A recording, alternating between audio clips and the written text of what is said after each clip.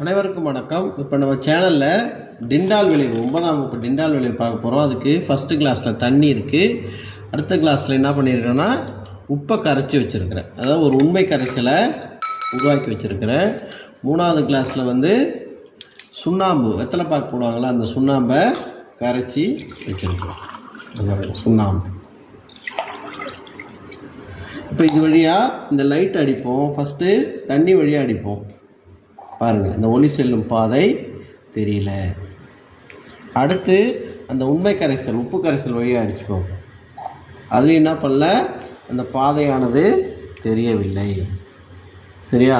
இது ஏன்னா ஒருபடித்தான கரைசல்ன்றதால என்ன பண்ணல, இந்த ஒளி செல்லும் பாதை தெரியல. அதுக்கு அடுத்தது அந்த சுண்ணாம்பு கரைசல் வழியாக அடிக்கிறேன். பாருங்கள், அந்த ஒளி செல்லும் பாதையானது நன்றாக தெரிகிறது. மேலே இருந்து அடிக்கிறேன், ஒரு ஸ்ட்ரெயிட் லைனில் தெரியுது. ஒளியானது நேர்கோட்டில்